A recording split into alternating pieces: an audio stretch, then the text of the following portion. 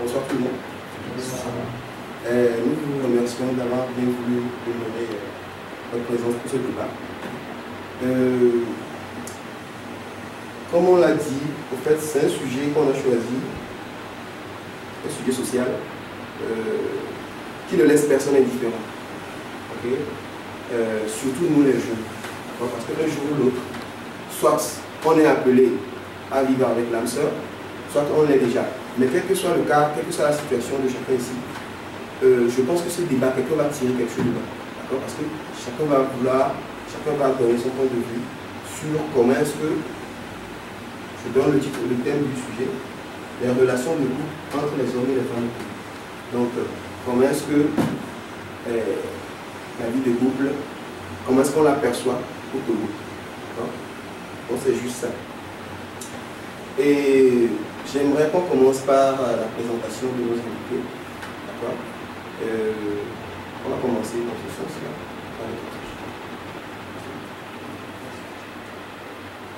Bonsoir à tous. Je m'appelle Joseph. Je suis étudiant diplômé de licence en sciences économiques. Donc je suis tout simplement invité comme vous tous. Bonsoir à tous. Je m'appelle Joseph. Je suis étudiant diplômé. Je suis étudiant diplômé en licence économique. Donc je suis invité par Yao.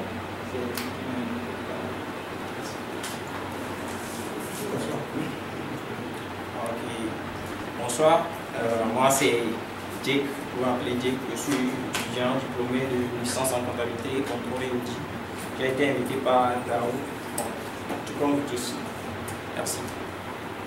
Bonsoir, moi c'est André, je suis étudiant en deuxième année d'économie ici à l'université de Lyon. Bonsoir, moi c'est M. Grandiose, je suis auditeur de formation. Bonsoir, moi c'est Odé, je suis étudiante en première année de physique. Bonsoir, moi c'est Israël, je suis étudiant en troisième année de comptabilité contrôle. Bonsoir, moi c'est Janine, étudiante en troisième année de comptabilité contrôle à l'université de Lyon. Bonsoir à tous, moi c'est Edith, je suis étudiante en comptabilité contrôle de deuxième année. Je suis invitée par Israël. Bonsoir, moi c'est Ziegler, je suis étudiant en deuxième année de mathématiques. Je suis invité par Marianne. Merci. Bonsoir, je réponds au nom de Mathilde. Je suis étudiante en première année. Je suis invitée par Marianne. Ok, je vous remercie pour la présentation.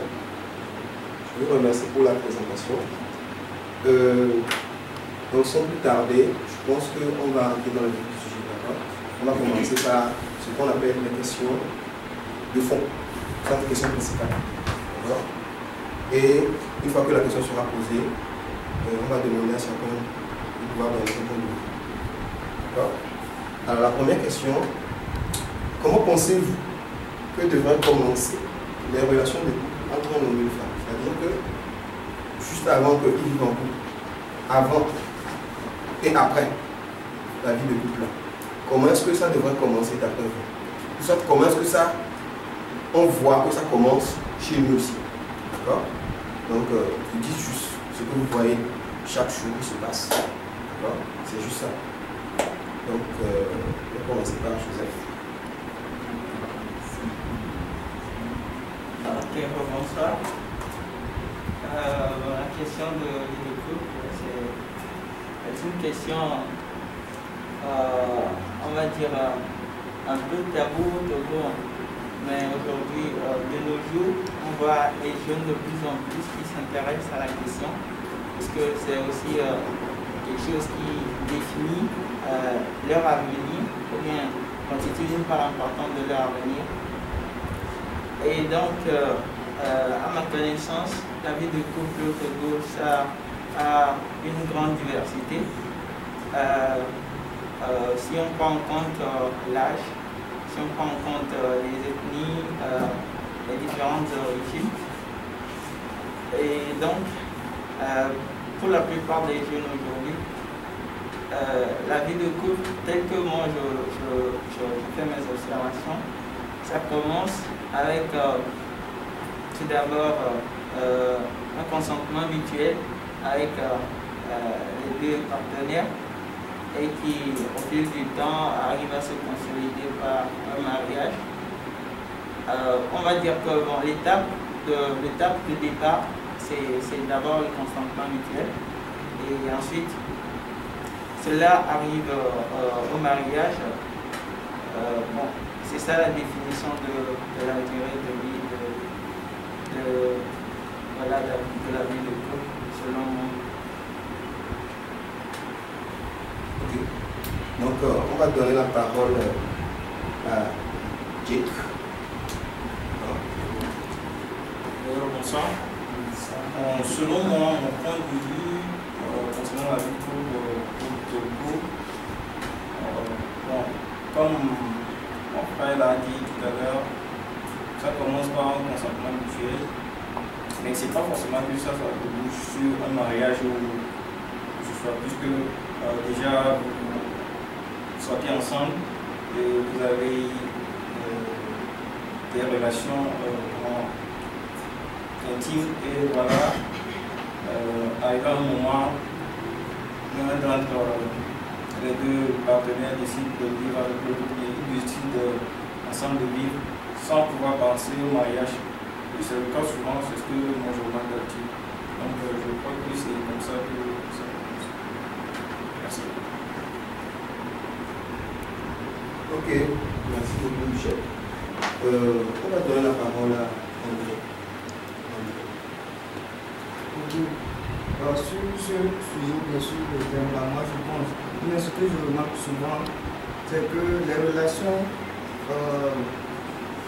la plupart des couples sont des amis au début, ils sont des amis, et puis certains des collègues de boulot qui se ressentent quelque chose entre eux bien. Et ou bien disons, je vais parler, le mâle déclare ça, ou bien le garçon déclare son amour à la fille, et ça finit des fois par un mariage. Parce que le frère vient de dire que ce n'est pas forcément lui. Ce qui est d'une part vrai, c'est d'une part vrai. Pas forcément par un mariage, mais ça va quoi. Ouais.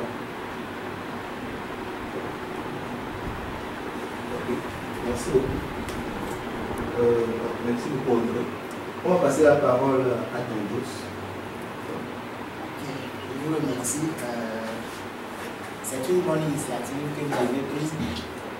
Bon, par rapport à moi, avant d'entamer le sujet du mariage, je dirais qu'une relation, selon moi, a deux critères. Aujourd'hui, nous constatons que la jeunesse d'aujourd'hui se lance dans des relations qui ne prennent pas au sérieux. Et après, ils finissent par se confronter à des conséquences qui les obligent maintenant à se marier. Au début, pourquoi je dis que c'est un jeu? Au début, ils pensent que bon, les autres le font, moi si je peux le faire, j'ai la capacité de le faire. Donc, je me lance directement. J'ai vu une petite fille qui passe, ou bien une jeune dame qui passe, et sa silhouette, tout ça là, bon, ça m'attire déjà. Je vais prouver à mes collègues, mon entourage, que non, que j'ai l'art de draguer. Je me lance directement et je fais l'effort d'aborder la fleur qui passe. Bon, j'utilise toutes mes idéologies possibles pour atteindre mon objectif. Maintenant, qu'est-ce qui se passe? On retrouve que après avoir eu ce qu'il voulait, avant d'aborder la fille, ça finit par des disputes, le rejet complètement de la fille, ainsi de suite. Bon. Et il peut y avoir des distorsions, des différends entre eux, ce qui les amène à des discussions. Maintenant, l'autre côté, il y a des relations qui sont sérieuses. Voilà. Là-bas, je dirais que la personne, avant de s'engager, prend conscience de ce qu'il veut. D'abord, c'est un désir qu'il vient. Il ne se lève pas comme ça pour aller. C'est quelque chose qui est calculé, paramétré.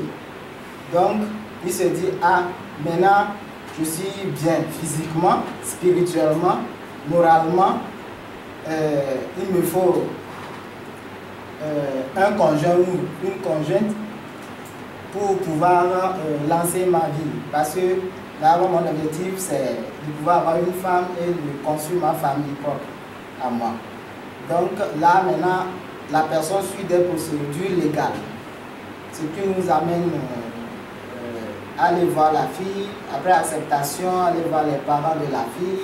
Ce qui nous conduit, si je suis religieux, je m'en vais faire acte auprès de mes supérieurs hiérarchiques avant d'aboutir à quoi? Au mariage. Ce qui nous unit devant les hommes et devant Dieu. Mais bon, du coup, sur d'autres cieux, bon, c'est juste aller voir les parents, ça s'arrête là. Je vous remercie, je reviendrai pour la prochaine fois. Merci si on me donne la parole. Alors, on va passer la parole à Odette. Bonsoir. Bonsoir. D'abord, dans le thème, il y a deux mots qui me sont vraiment essentiels. Il y a le mot couple et le mot relation. Quand on dit couple, deux personnes sont en couple, c'est deux personnes qui se décident à vivre ensemble. Deux personnes qui veulent être ensemble, faire une marche ensemble. Deux personnes qui veulent s'associer, deux personnes qui ont une vision commune peut-être et qui veulent, eux deux, pour pouvoir accomplir leur projet, si je peux le dire ainsi. Et dans une relation, on entend quoi par relation? On peut qualifier de relation de personnes qui sont unies par les liens sacrés du mariage, comme le dit-on souvent, ou par des relations sexuelles, tout simplement. Alors, à la question, comment devrais-je commencer une relation? Dans le thème, ils ont bien précisé au Togo. Donc, nous devons tenir compte du milieu dans lequel nous vivons. Parce que si nous voyons un peu en Occident, ce n'est pas vraiment la même chose qu'ici. Alors, je dirais que pour commencer une relation dans notre pays ici, il faudrait vraiment que les deux personnes soient d'accord que je veux être en couple avec celui-ci ou celle-ci. D'abord, il faut cela. Il faut de l'amour, je pense que c'est ça, il faut de l'amour parce que s'il n'y a pas l'amour qui dit ces deux personnes, bon, il faudrait mieux vivre avec ses parents. Donc, il doit y avoir l'acceptation de vivre vous deux ensemble, l'amour. Et moi, je pense que comme le sujet nous donne un cadre bien précis et comme les frères ont eu à le dire, nous devons tenir compte de nos valeurs culturelles, de nos mœurs, de nos parents et tout. Parce que nous allons constater qu'en Afrique surtout, la question du mariage ou la question de vivre ensemble importe beaucoup, bien tient vraiment à cœur à nos parents, à nos aînés, à nos titulaires, à des personnes qui nous encadrent. Du coup, il y a cette question qui revient.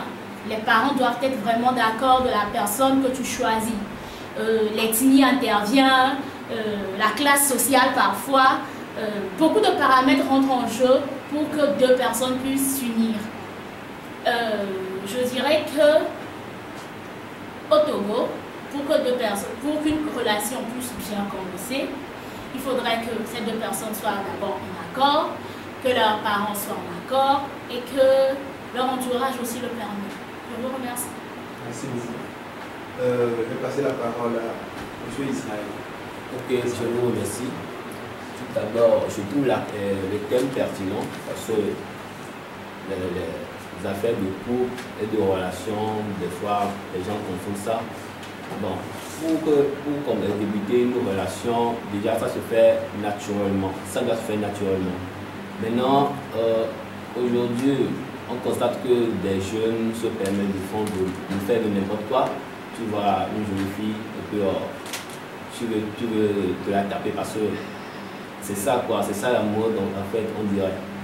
Du coup, ça ne devait pas se passer comme ça. Maintenant, si on veut parler de couple, ça doit se faire naturellement. Parce que déjà, pour former un couple, il faut d'abord le consentement des deux parties. Et là, si il y a le consentement, ça fait que le couple reste uni jusqu'à ce qu'on dise, bon, après le mariage, c'est la mort qui nous sépare. Ce qui amène même, on voit le côté des musulmans, il y a certains parents qui donnent leur fille à certains hommes. Normalement, ça ne devait pas se passer comme ça. Mais vu certaines choses, les parents se disent non, ben, si je donne mon enfant à ce garçon, bien, je me laisse aller n'importe où. Est-ce que celui-ci ou bien celle-ci pourrait être heureuse par la fin de sa vie? Parce que déjà, c'est à ça que ça consiste, le fait d'être en couple. Si vous êtes décidé d'être en couple, c'est de vivre une belle vie ensemble et réaliser des projets. Du coup, pour commencer ou bien pour qu'une relation débute, déjà il faut le consentement des deux parties et ça doit se faire naturellement aussi. Okay, merci beaucoup Israël. On va passer la parole à Mme Chalice. Merci. Bonsoir. Bon, selon moi, la relation on peut dire au commencement des relations, le garçon, souvent c'est les garçons qui déclarent leurs sentiments au fait. Peut voir la fille et être attiré par sa forme, sa beauté, sa façon d'être. Mais quand le gars est attiré par ces choses, il faudrait qu'il ait la permission de la fille. Bon, tu demandes à la fille si elle veut réellement avoir quelque chose avec toi. Et si elle accepte, là vous pouvez commencer votre relation et vous faire mieux votre connaissance pour pouvoir vivre la vie de couple. Mais la vie de couple aussi, il faudrait que, quand vous, il faut, je sais pas comment dire, il faudrait que, au moment où vous connaissez très bien la présentation des familles, toi, la fille, tu dois présenter le garçon à ta famille pour dire que c'est prêt.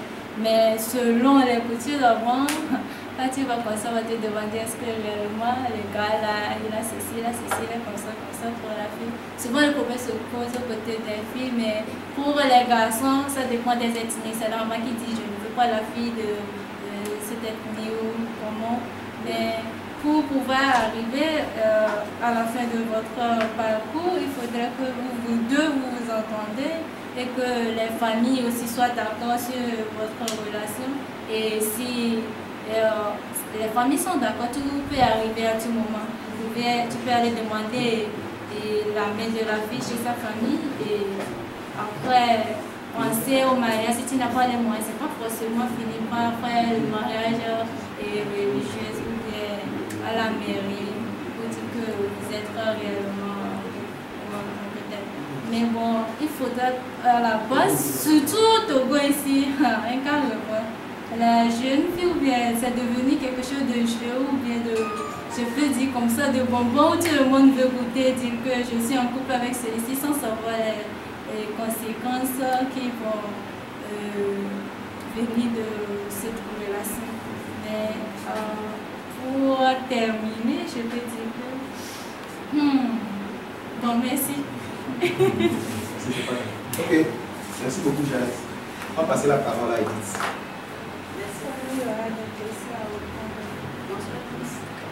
Bonsoir.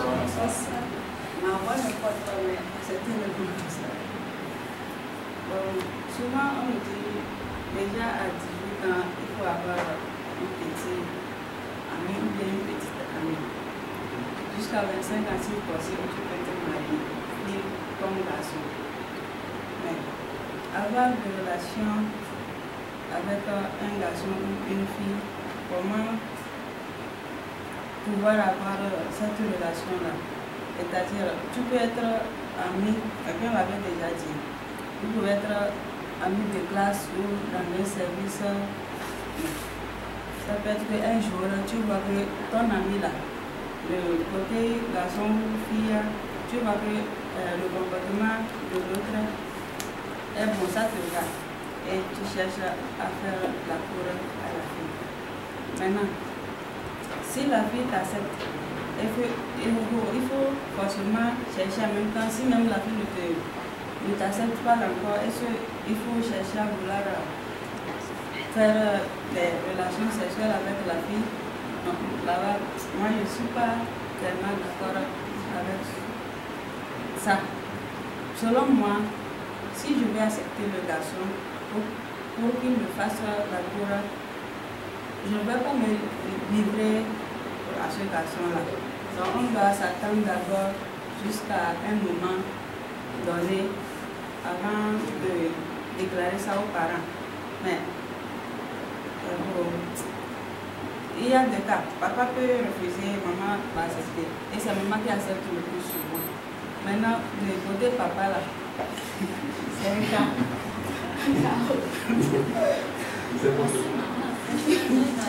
Parce que c'est mon cas. Voilà. Comme c'est mon cas, je ne sais pas comment je peux mener ma vie envers mon papa, comment je peux lui parler pour qu'il puisse m'accepter avec qui je suis. Donc, c'est ça. Si vous pouvez m'aider après, je serai pas. Merci beaucoup. C'est bon, merci. Merci beaucoup. Maintenant, on va passer la parole à Sylvain. Merci beaucoup. Le problème du mariage au Togo, c'est vraiment sérieux. Moi, je vois que auparavant, avant nos parents, le mariage c'était vraiment quelque chose qui est sacré. Et avant de se marier, il faut avoir l'accord de deux côtés. Mais actuellement, c'est vraiment, je ne sais pas comment qualifier le mot même. Ça devient vraiment un problème. C'est-à-dire le garçon et la fille s'attendent et ils disent qu'ils vont se marier. C'est ce qui n'est pas bien. Réellement, il faut avoir l'accord des deux côtés.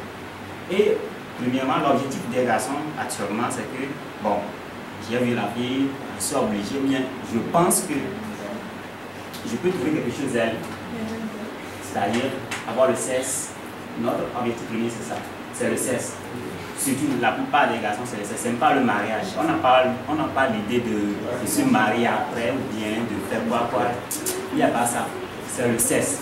Et après, quand quelque chose arrive, après 3 mois ou bien après 1 mois, on constate que bon, ça ne passe plus. C'est-à-dire, la règle ne vient plus.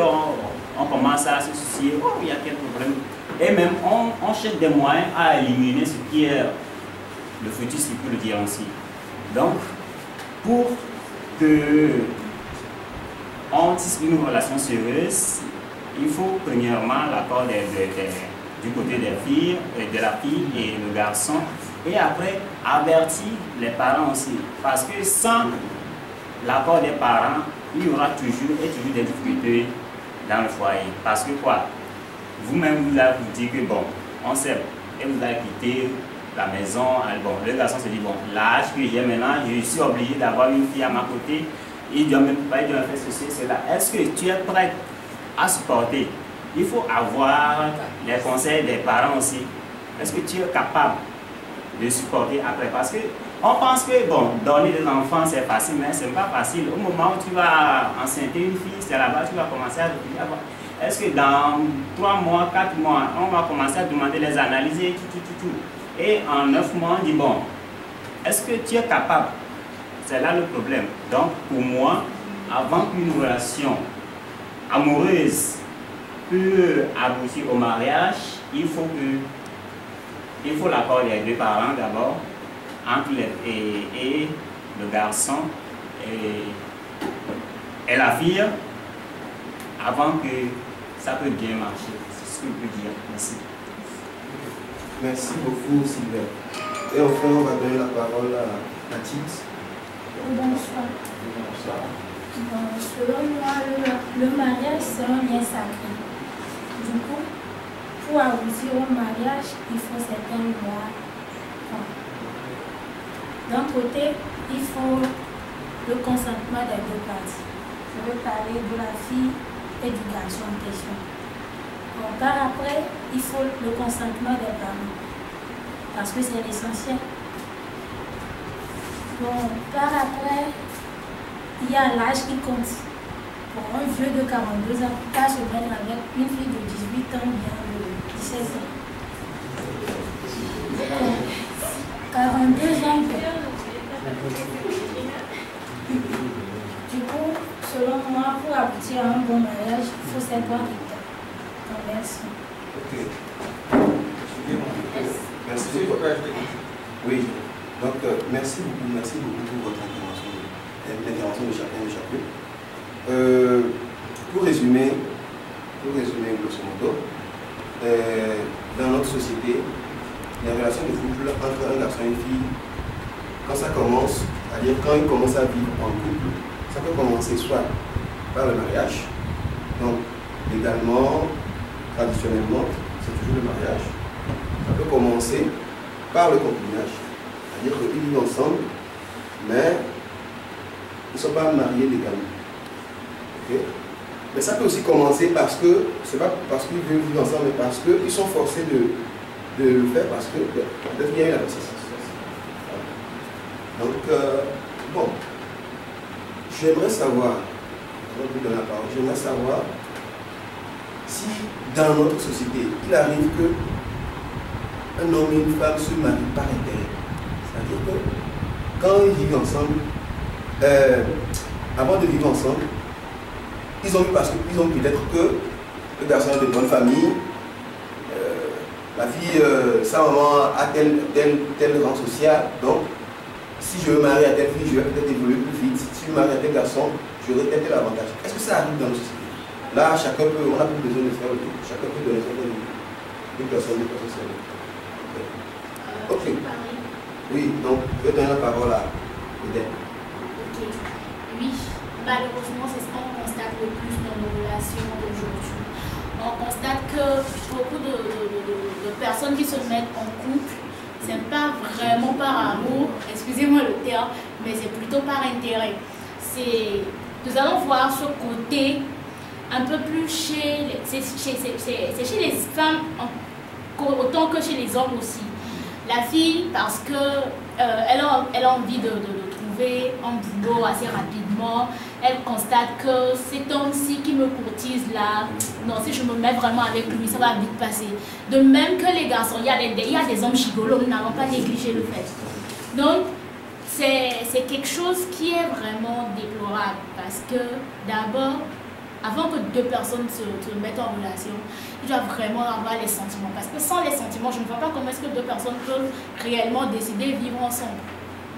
Donc, à cette question, je dirais que ça existe, de nos jours, ça existe. Et c'est quelque chose, un problème auquel nous, les jeunes doivent être, un problème auquel ils doivent être sensibilisés et essayer de remédier à cela. Merci. Merci beaucoup. Oui, si quelqu'un d'autre a quelque chose à ajouter, il n'y a pas de problème. Bon, elle a tout dit déjà. Ok, d'accord. Effectivement, ce que nous remarquons, que souvent nous agissons par intérêt et que il décide de mettre en couple avec quelqu'un parce que voit que son rang est plus élevé et qu'avec lui je peux vite évoluer. Ça se voit. Et bon, c'est les deux côtés. Bon. C'est ce qu'elle a dit. Merci beaucoup, Jack. Et j'ai quelque chose à dire. Oui, monsieur. Et moi, je peux dire que ce n'est pas par intérêt, puisque je connais un jeune, il avait une fille qui cherche pour que le jeune sorte avec elle. Mais le jeune travaille dans l'hôtel, la fille aussi travaille dans l'hôtel. Mais jusqu'à maintenant, le jeune n'accepte pas. Donc, je peux dire que ce n'est pas par intérêt, parce que le jeune, malgré qu'il a constaté que la fille, elle est bien, elle peut assurer sa responsabilité. Après, quand même, il n'a pas d'argent, quand il manque de quelque chose.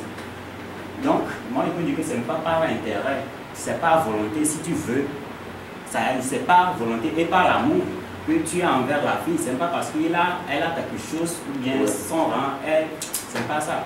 Ou une relation sérieuse, ce n'est pas à cause des biens matériels. Je peux le dire aussi. Je vais dire quelque chose. Mais oui, c'est réel que les gens se marient par intérêt. Puisque souvent c'est au côté des filles. Parce que l'homme là, il a beaucoup d'argent ou bien il peut subvenir à mes besoins et autres. Mais par après, on peut dire que au commencement, ça commence par les biens, mais matériels. Je peux donner un exemple comme ça. Mais par après, ça se termine par un amour infini. Parce que quand la personne a la personne prend soin de toi, je sais pas comment dire. Oui, et puis toi aussi, par moment, tu dois être reconnaissant d'une part. Quand la fille commence par être avec le gars par intérêt, on la donne des trucs et autres, et elle voit que maintenant le gars là il me fait ceci, cela. Mais du coup, elle a toujours ses idées là-bas pour pouvoir aller avec cet homme. Mais si c'est un homme, un cas revoir, l'homme aussi se marie avec un intérêt pour pouvoir, je sais pas, oui, avoir les choses, le pouvoir de la vie, puisque à travers la vie, il peut avoir plusieurs rangs en allant et autres. Je vais m'arrêter comme ça, merci. Ok, merci beaucoup. À ce qui me concerne, je peux dire que beaucoup se marient par intérêt. Mais si on veut tout récapituler, la plupart des gens se marient par intérêt. C'est vrai qu'il y a un petit pourcentage qui se marie par amour, ça on ne peut pas refuser. Mais en vérité, la plupart des personnes, on peut tout dire, c'est par intérêt. Parce que bon, si tu sais que là-bas, si tu vas, c'est pour aller souffrir. À quoi bon? Personne ne se marie pour aller souffrir. Tout le monde veut se marier, avoir une belle vie et réaliser ce qu'il veut. Merci. Bon, je veux ajouter quelque chose. Si on dit on se marie par intérêt, la question pourquoi la famille demande d'amener la dot et autres. D'une part, si la famille demande tel, et que toi le mari, tu arrives à amener, à doter la fille, on sait réellement que cet homme, moi, il peut prendre soin de ma fille et là, la fille sera en sécurité. Merci.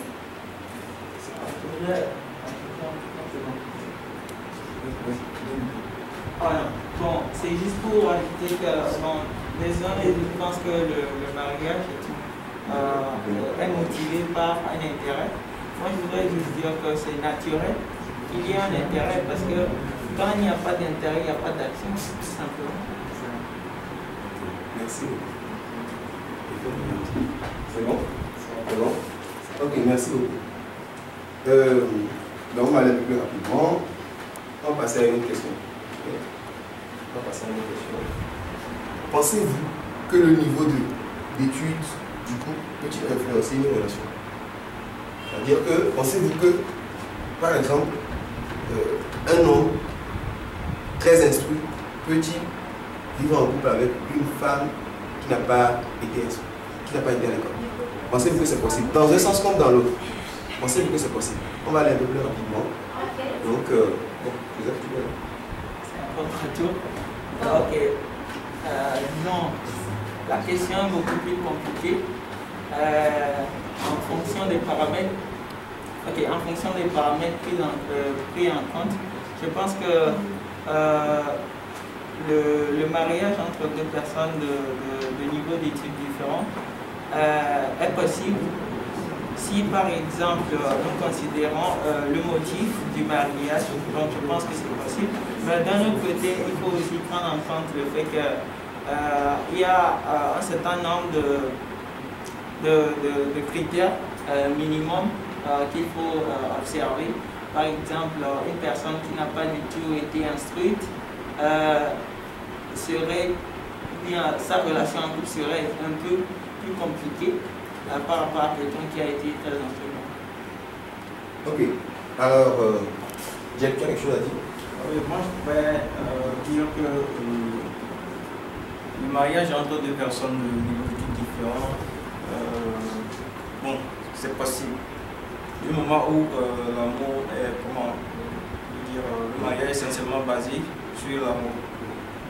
Du moment où tu aimes ton partenaire, même s'il a un niveau très bas par rapport à ton niveau, tu ne vas pas considérer ce niveau-là.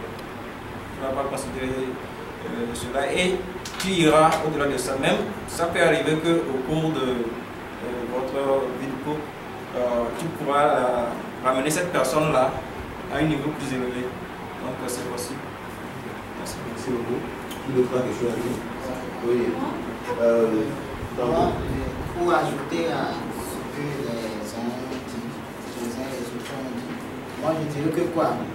Ici, ce n'est pas affaire de choix. C'est pas affaire de choix, mais c'est comment dire, la maturité. Il faut être mature avant de se lancer dans ces genres de trucs. Et regarder que je suis instruit ou celle-ci n'est pas instruite. Non, ça c'est un problème de maturité. C'est tout ce que moi je peux dire. Ok, merci beaucoup. Bien aussi. Je dirais que ce mariage n'est pas impossible, mais difficile. Parce que, d'abord, je vais prendre un exemple. Dans le cas où c'est l'homme qui est plus instruit que la femme, nous constatons que les choses vont, c'est bien. C'est bien parce que dans le mariage ou dans la vie de couple, c'est l'homme toujours qui est le capitaine. Donc, dans l'autre sens où c'est la femme qui a un niveau d'études plus élevé que l'homme, c'est là ça devient un peu plus compliqué. Nous allons voir cela même dans le problème d'équité genre. Quand on a commencé par parler d'égalité de sexe et tout, nous avons vu qu'à un moment, quand cette histoire d'équité genre a commencé, ça avait mis beaucoup de couples en difficulté parce que les femmes n'arrivaient pas à faire la part des choses. Au boulot, je suis directrice et qu'à la maison, je suis une mère de famille, je suis une épouse. Mais aujourd'hui, nous remarquons que des efforts considérables ont été faits. Donc, je ne dirais pas que c'est un mariage impossible, mais c'est juste difficile. Comme le frère l'a dit, ça dépend du niveau de maturité. Si c'est parce que d'abord le mariage, la vie de couple, il faut d'abord vraiment avoir la communication. Quand deux personnes ont vraiment un niveau, vous arrivez facilement à vous comprendre, vous êtes d'accord avec moi. Mais quand une personne est là et une autre personne est là, la communication est un peu difficile. C'est en cela que je dis que ce n'est pas possible, mais c'est difficile. Mais toutefois, comme il a dit, chaque personne de son côté va essayer de faire des efforts pour que la vie de couple puisse marcher. Merci beaucoup.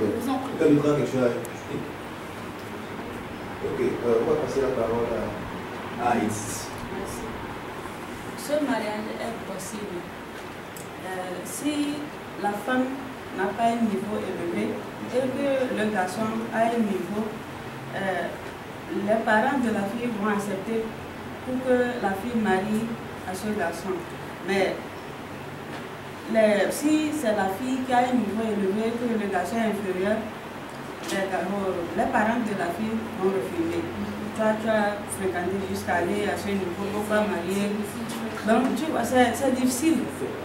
Parce que moi, je suis déjà toujours parce qu'il y avait un gars qui me faisait la chorale et mon papa a refusé. Et lui, il n'a pas évolué dans les études. Maintenant, il veut me faire la pour moi qui a eu un bac plus de... Je suis en deuxième année. Et que le garçon, il a cessé les études et il commence par apprendre les métiers, c'est impossible. Alors que moi, personnellement, je l'aime le gars, j'aime le gars. J'aime vraiment le gars. Moi, je veux celui qui fait des efforts. Celui qui fait des efforts, j'aime la personne. Je ne veux pas ce que la personne a. Si la personne fait des efforts, je vais accompagner la personne pour que demain, ça va marcher. J'ai cette foi-là. Merci. Ok, si j'ai compris, bon, la relation entre un homme et une femme de niveau intellectuel différent, elle est possible, mais si j'ai bien compris, c'est qu'elle peut être difficile, d'accord? Parce qu'il peut y avoir un problème de communication. Pour un homme qui a un niveau intellectuel élevé, il a des centres d'intérêt différents de ceux d'une personne qui a un niveau intellectuel un peu plus bas. Ça fait que la communication peut être un peu difficile.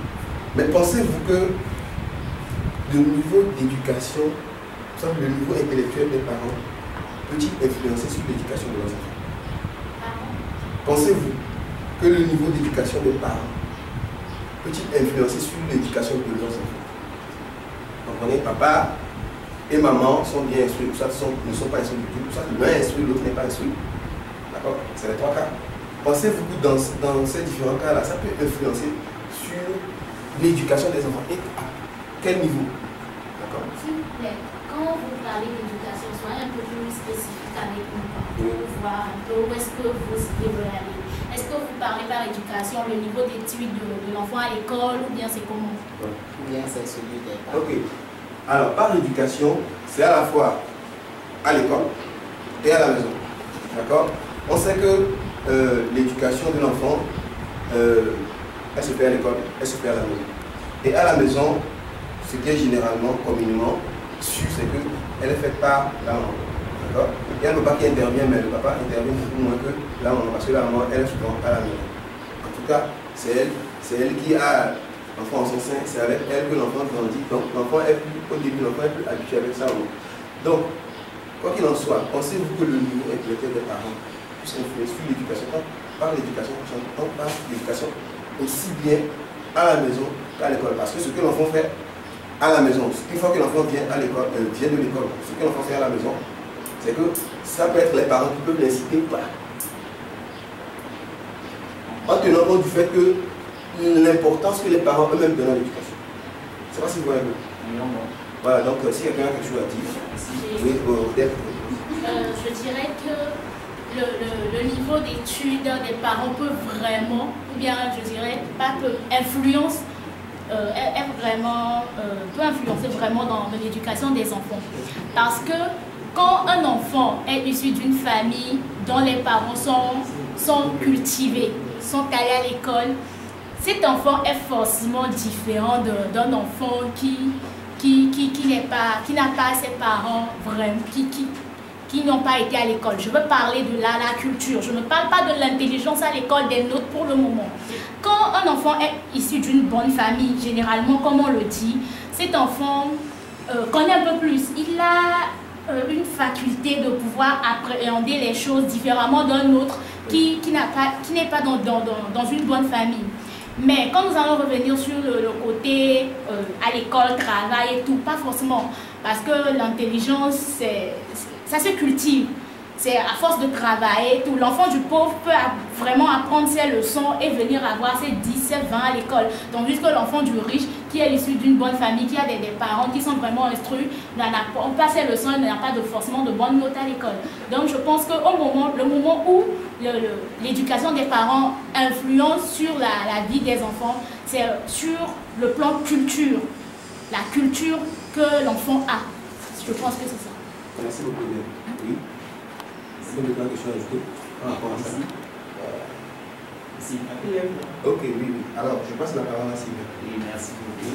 Alors, on dit souvent que l'enfant du pauvre, c'est un boss. C'est-à-dire, si tes parents sont vraiment à l'école, forcément, toi, si tu vas évoluer, normalement pas. Puisque je connais des gens comme ça. Il y a des gens, parce que leurs parents ont été à l'école. Déjà, quand tes enfants sont de retour de l'école, tu dis, qu'est-ce que vous avez fait aujourd'hui? Qu'est-ce que vous avez fait aujourd'hui? Mais celui qui n'a jamais été mis le pied à l'école, bon, lui ne sait pas. Il ne sait pas comment gérer ses enfants. Quand on est de retour, on dit apprendre, lui ne sait pas. Si tu as appris ou pas, lui ne sait pas. Donc, enfant du boss, c'est toujours un boss de ma part. Donc, quelqu'un qui a été à l'école, ses enfants, la plupart, ils évoluent normalement. Merci beaucoup. D'accord. Oui, DJ. Je voudrais ajouter, c'est pas forcément les enfants des parents instruits seulement qui peuvent évoluer, parce que ça dépend un peu, du coup ça dépend des motivations des parents. Il y a des parents qui ne sont pas instruits, mais ont des ambitions tellement élevées pour leurs enfants, c'est-à-dire qu'ils visent un avenir meilleur pour leurs enfants. Donc, ça dépend de leur motivation, sur le chemin sur lequel ils éduquent leurs enfants. Donc c'est sur ce chemin-là que ça peut... Merci. Ok, est-ce que vous avez quelque chose à ajouter? Yannet? Pour l'éducation, je peux dire là, il y a deux cas. L'éducation à l'école, l'éducation à la maison. Par exemple, à la maison, l'enfant d'un pauvre à la maison est bien instruit que l'enfant d'un riche. Puisque l'enfant d'un riche le riche a pris une domestique pour ses enfants et que c'est la domestique qui peut tout faire à la maison. Tantôt l'enfant vient dire prends ton cahier, soit tu fais ceci, cela, cela, il ne fait rien par rapport aux travaux domestiques et autres. Mais l'enfant d'un pauvre, tu viens, c'est pas ta maman qui va te faire. Toujours tu dois le faire. On va t'envoyer, faire ceci, faire cela, de là. De deux côtés, d'une part, dans d'autres familles, l'enfant est bien éduqué à la maison qu'à l'école. Et l'enfant réussit bien ses études, travaille très bien. L'enfant des riches aussi, d'une part, ceux qui sont conscients de leur vie ont des vies meilleures, qui réussissent bien à l'école, mais à la maison, pas tellement. Puisque à l'école, il y en a, on leur prend des répétiteurs et autres qui vont voir les parents et dire est-ce que mon enfant travaille bien. Mais si l'enfant même n'est pas conscient, le parent peut faire tout, il deviendra un bandit. La plupart des enfants qui ont leurs parents riches sont des bandits, des voyous qui ne sont pas conscients. Mais ceux des riches ne rient pas. Ceux des pauvres, toi-même tu sais que tu es ici d'une famille pauvre, tu dois te battre pour arriver à un niveau donné. Parce que tu as vu ta camarade qui est riche, il a les conditions de vie pas possible là, tu dois te battre. Mais l'enfant, déjà on lui donne de l'argent, tout est fait déjà. Il va que même si je ne fais rien, j'aurai toujours ça. Mais l'enfant qui n'a rien, il va toujours se battre pour aller. Merci.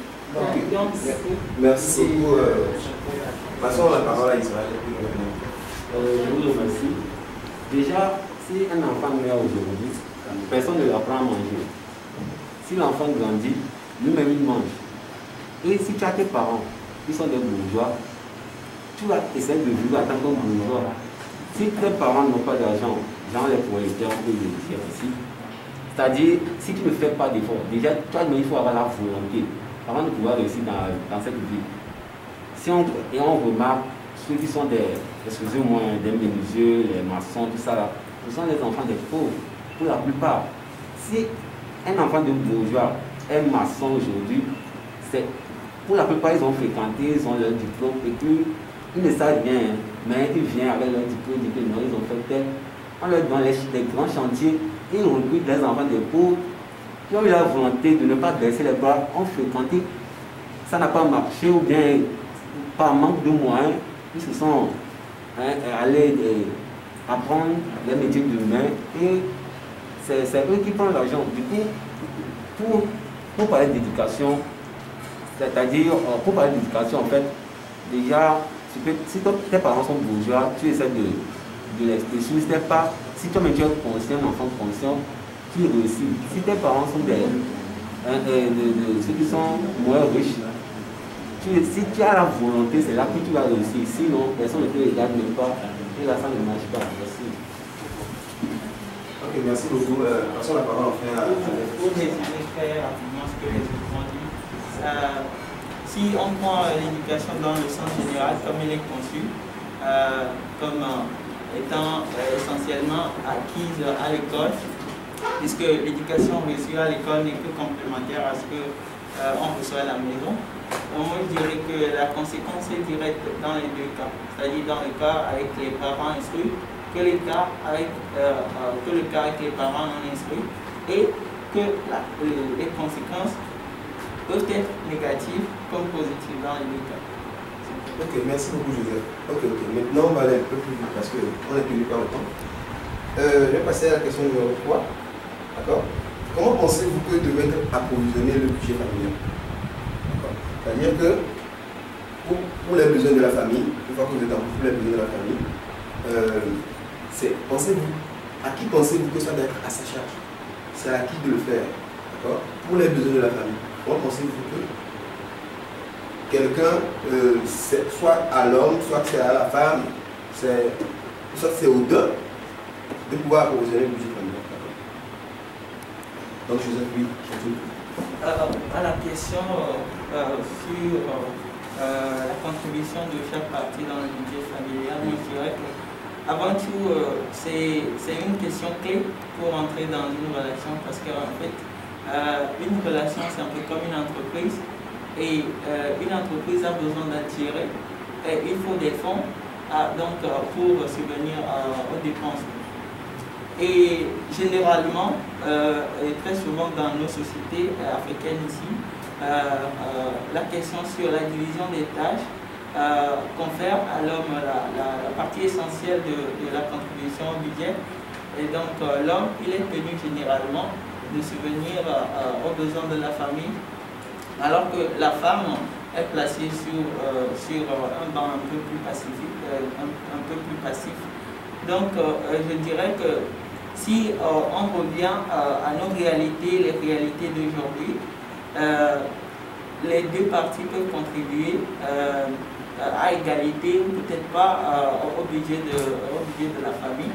L'homme peut arriver à couvrir la majeure partie comme la femme. Et tout cela dépend aussi d'autres paramètres comme le niveau social, le travail de l'homme ou de la femme. Ok, merci beaucoup. Oui. Oui, Sylvain. Et la question, je crois qu'on m'a déjà répondu, puisqu'on avait demandé à savoir est-ce qu'on se marie par intérêt ou bien comment. Puisque si vous êtes, et je peux dire, la femme a un boulot, l'homme aussi a un boulot, ça peut marcher. Le budget, ça peut se faire. Ça doit se faire entre les deux, puisque la plupart des filles croient que, bon, elles croient que si l'homme est riche, c'est fini. Et je connais aussi des cas qui sont actuellement, il y a un riche, c'est un architecte, il s'est marié avec une petite fille elle avait eu son bac et ils se sont mariés. Elle n'a rien comme boulot. Et actuellement, il le maltraite comme il veut parce qu'il a de l'argent. La femme ne fait rien. Donc, le budget, ça doit se faire entre les deux. Point. Ok, merci beaucoup. Je pense que pour cette question principalement, il faut une intervention féminine, d'accord? Pour pouvoir défendre. Okay. Oui, il faut que les filles interviennent. Il faut que les filles interviennent pour qu'elles puissent donner leur point de vue par rapport à cette question. Oui, qui oui. Jeannette. Pour la contribution du budget, la plupart, mais généralement, c'est l'homme qui gère le budget de la maison.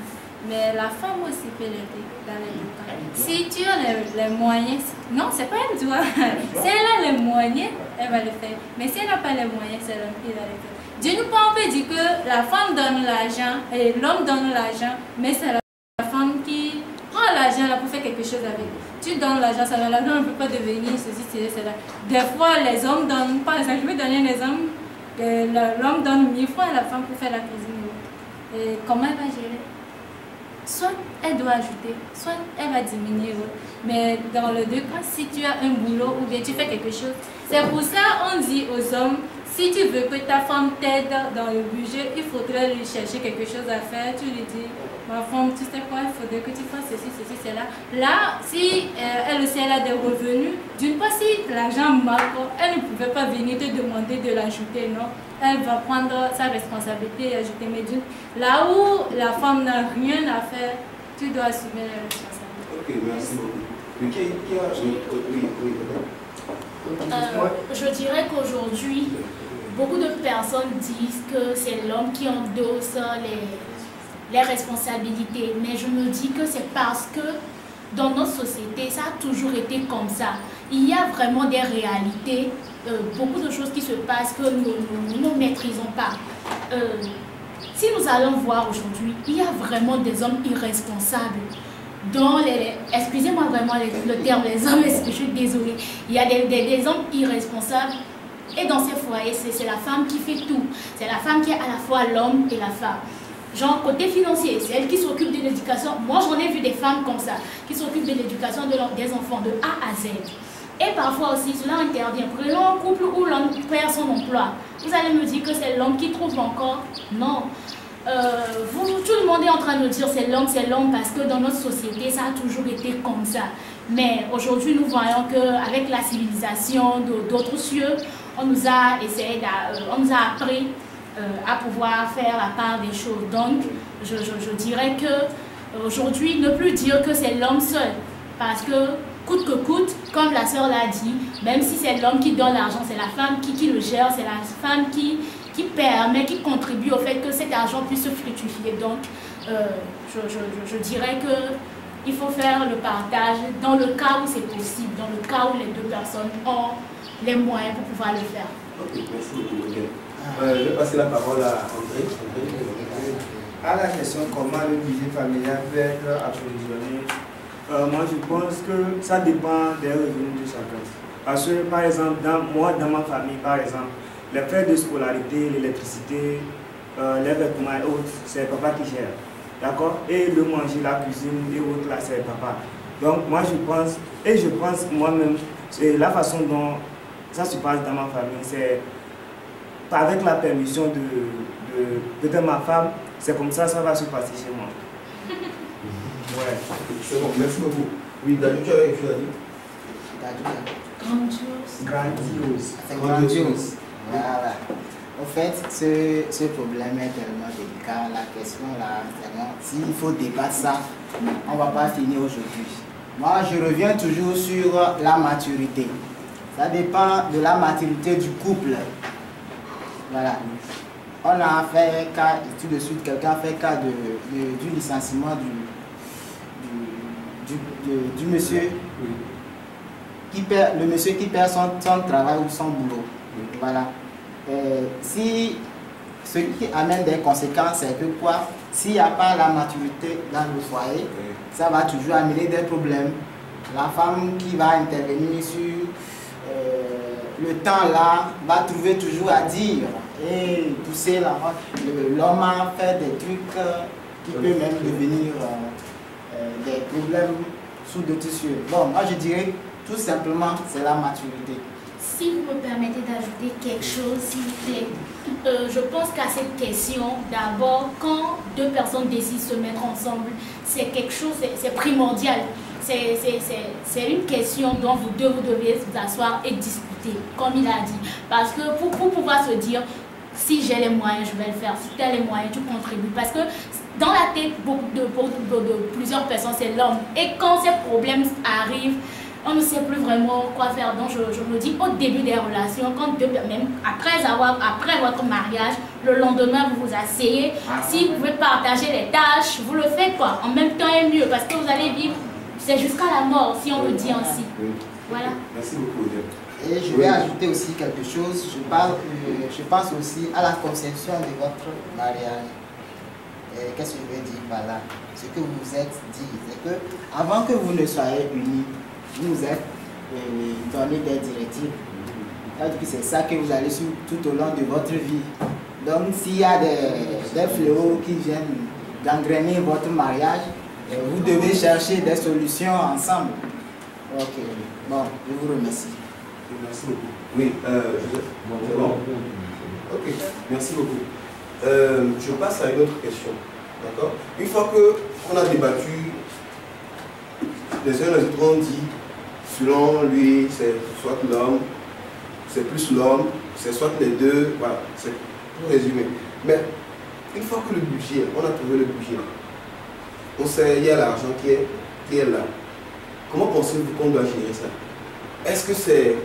Bon, c'est pas consensus, tout doit être défini. Parce qu'une fois qu'on a l'argent là, c'est là, on a nos besoins, on a différents besoins.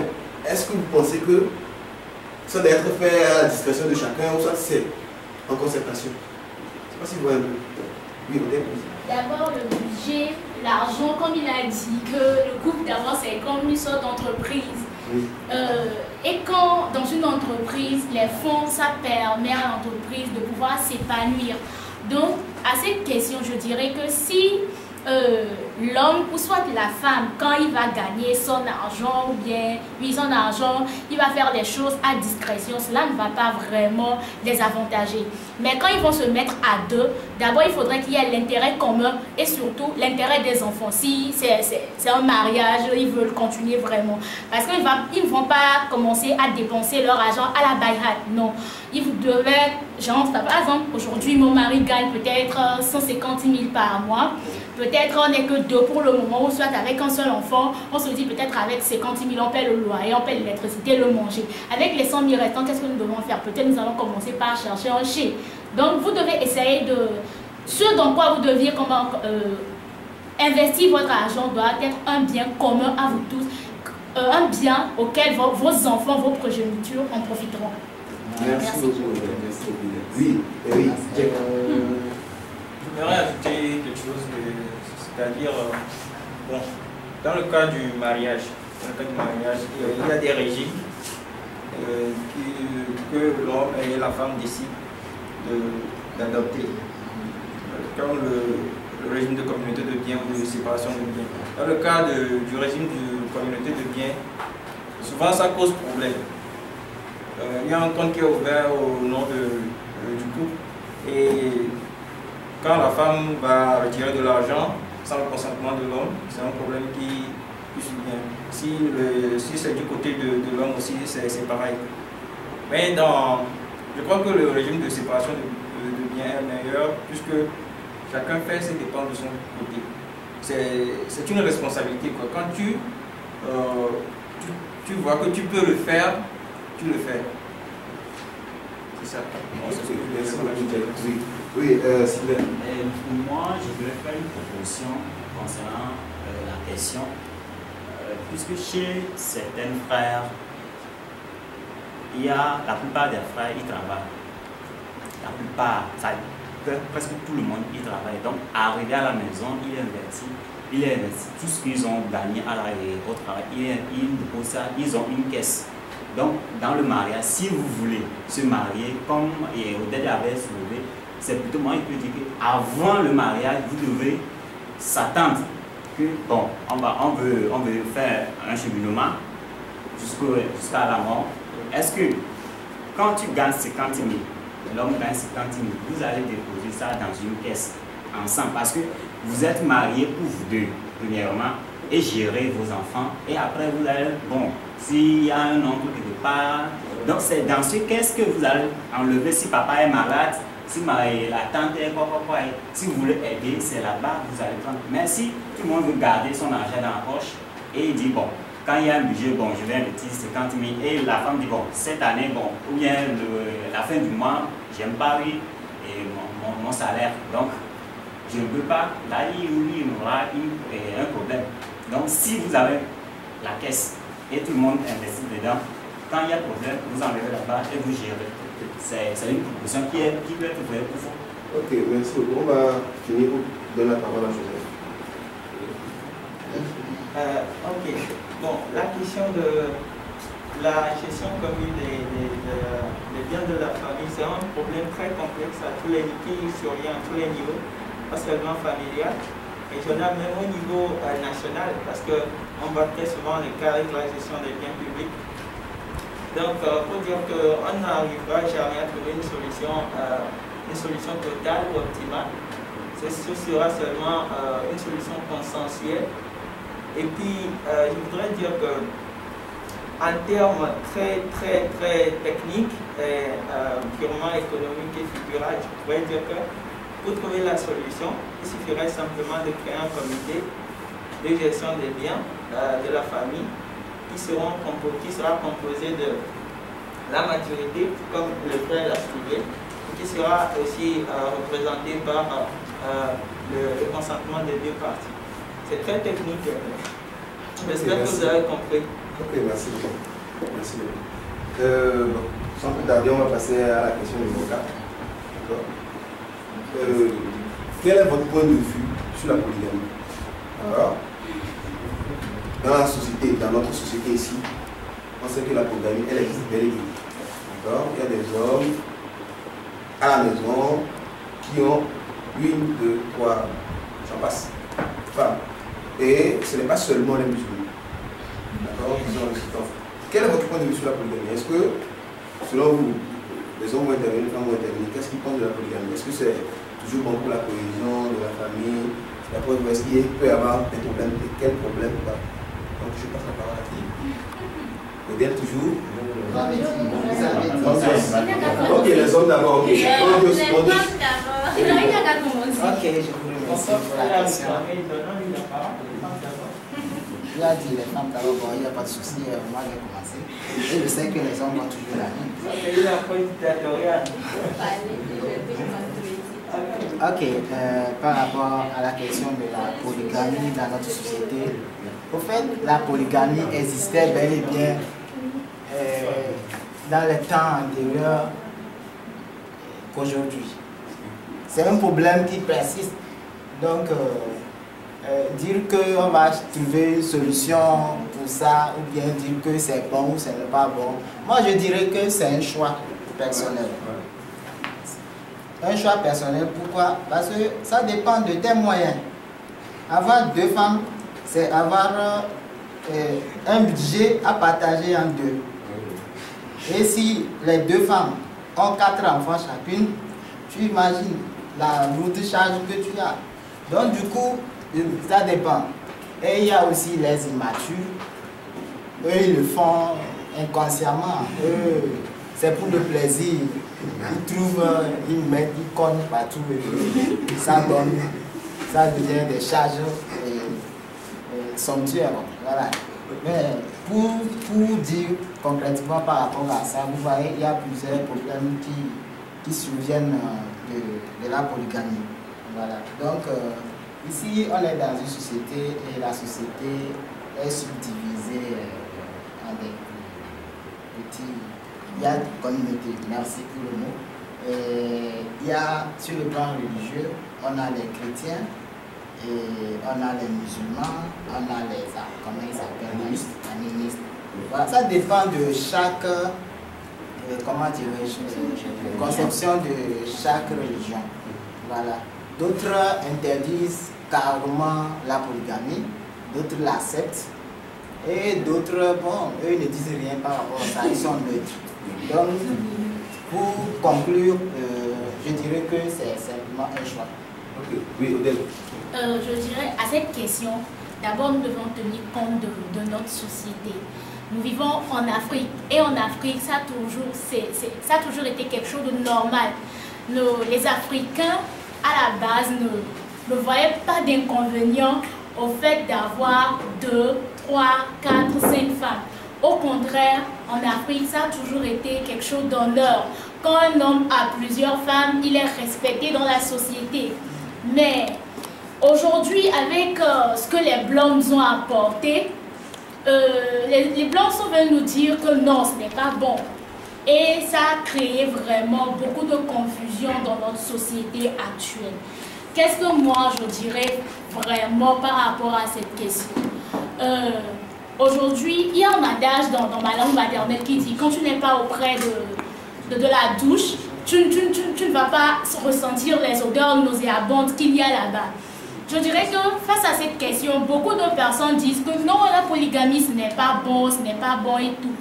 Mais comme le frère l'a dit, quand tu es dans une famille polygame et que, comment appelle-t-on, tu as vu que tu as traversé beaucoup de choses. Peut-être le papa, il n'avait pas vraiment assez de moyens, mais il s'est lancé dans cette aventure et cela a permis, cela a fait que d'autres enfants n'ont pas pu évoluer dans les études, ou bien ces enfants n'ont pas pu avoir les mêmes chances d'éducation et tout. C'est en ce point-là que c'est un problème pour nous. Mais dans le cadre où le papa, les mamans, les femmes d'abord, elles sont responsables, le papa, il est responsable, il est mature, côté financier et tout. Je ne vois pas vraiment là où il y a le problème. S'il y a vraiment l'entente entre ces familles, il n'y a pas vraiment de problème. Mais c'est là où le papa, peut-être à la fin, il va mourir, il a beaucoup de biens et il y aura une division. C'est là aussi il y a un problème. Mais le papa, avant de quitter, peut remédier à ce problème. Tout dépend de la maturité, comme il a dit. Il sait très bien que j'ai plusieurs familles et que quand je vais quitter peut-être dans quelques années, ce sont des éventuelles possibilités de querelles, de discorde entre ma famille. Donc, je vais faire un testament, celui-ci, celle-ci, aura ci, ça. Et quand c'est fait comme ça, il n'y a pas vraiment de problème à la polygamie. Je vous remercie. Merci beaucoup. Quand je peux déjà ajouter, oui. Je vous remercie. Déjà, moi, je ne vois pas l'importance de la polygamie. Parce que, bon, à part ça sert d'avoir beaucoup d'enfants. Même si tu as beaucoup d'enfants, beaucoup de femmes, Et si tu as beaucoup de temps, moi tu auras beaucoup d'enfants. Si tu veux avoir 4 enfants, si j'ai déjà 4 femmes et 4 enfants, je peux l'avoir avec une seule femme. Et si j'ai un budget, qui est un grand budget, ça va me permettre de vivre une belle vie, j'ai une vie. Parce que bon, qu'est-ce que je cherche sur l'autre femme? Déjà, si tu aimes vraiment ta femme, tu ne vas pas penser à avoir une deuxième femme. Parce que c'est quoi? Se marier, c'est déjà ressentir de l'amour entre les deux. C'est ça qui va vous permettre de vous marier en fait et avoir des enfants. Du coup, si, bon, c'est pour ça que je ne peux pas cautionner la polygamie. Parce que déjà, beaucoup de groupes que moi j'ai vu, beaucoup de familles qui sont polygames, pour la plupart, les enfants se sont livrés d'abord à eux-mêmes et c'est de la pure souffrance. Et je ne trouve pas ça bien. Merci. Ok, merci. Mais d'après vos interventions là, une idée me vient à l'esprit. Si on peut pas, si un homme, d'autres disent que la polygamie c'est bon, ça peut aller, d'autres disent c'est pas bon. Mais d'après vous, si l'homme, au lieu d'être polygame, il a une femme, est-ce qu'il peut se permettre au moins d'avoir des maîtresses à la place des femmes même qui vivent à la maison? Est-ce que d'après vous, d'accord, je veux aussi après une intervention féminine. Oui. À cette question, on peut dire que c'est la religion chrétienne qui est le pire de certains problèmes. Parce que à l'église, on nous dit d'avoir une seule femme. C'est les blancs qui nous ont dit ça. Alors que nous sommes en Afrique, précisément au Togo. Et au Togo, les aînés, c'est leur papa qui donne la première femme. Et après, c'est eux-mêmes qui cherchent ce qu'ils veulent et celle qu'ils veulent. Donc, la polygamie, moi je peux dire toujours que c'est quelque chose qui est normal, qu'on ne doit pas refuser. Et même si oui, même si on est polygame, ce n'est pas encore un problème. Ou bien si, comme aujourd'hui nous sommes devenus des chrétiens, nous disons qu'on va se marier à l'église, on a une seule femme à la maison, mais dehors, quand on refuse la polygamie, on est obligé de continuer dans les coins, comme avoir des maîtresses. Ça, c'est normal. Parce que nous sommes en Afrique. Pour ça, je dirais, un homme peut avoir une maîtresse dehors. Si cela arrive, ça dépend de la femme. Pourquoi je dis ça? D'une part, toi, tu es déjà marié, une femme est mariée à un homme. Ta manière de faire avant que l'homme ne te retrouve, arriver chez lui, ça ne continue pas. Tu chantes, après tu dis, je suis déjà une femme mariée, je dois m'habiller comme ceci, cela. On dit une femme habillée, habillée correctement. Habillée correctement, c'est au dehors, mais à la maison, c'est entre ton homme et toi. Donc il faut être un peu sexy. Mais c'est ce qui pousse les hommes à avoir des maîtresses au dehors. L'homme sort, il voit la fille bien sexy, bien habillée, qui sort bien sa femme, il met en valeur, elle met en valeur sa femme et tout, des dimanches et autres. Ça va attirer, on dit souvent l'homme là, quand il voit là, il doit toucher. Donc c'est à toi la femme de gérer ton homme à la maison pour ne pas avoir de maîtresse à la maison. Mais avoir des maîtresses à la maison aussi, comme on l'a dit, c'est la maturité. Il faut avoir la volonté pour dire que moi, j'ai déjà pris une femme, donc je me contente de ce que j'ai. Pour les dehors, je m'en fous. Ok, merci beaucoup. Israël, oui, comme moi je l'ai dit depuis le début, si un couple se forme naturellement, c'est-à-dire c'est vraiment, c'est que le couple fera tout pour répondre à l'attente de chacun des deux parties. Du coup, avoir une maîtresse dehors, moi je ne trouve pas ça. Je ne cautionne pas ça parce que peu importe. C'est un choix que tu as fait depuis le début. Soit tu es polygame, mais ça aussi je ne cautionne pas ça. Soit tu es polygame, tu ne l'es pas. Avoir des maîtresses dehors, c'est pas bien. Déjà chez nous, les Hébreux, si une femme sort, on dit il doit foguer, genre des trucs comme ça. Et ça entraîne la mort de l'homme. Du coup, si je cautionne que l'homme a des maîtresses, c'est que je cautionne la femme aller faire pareil.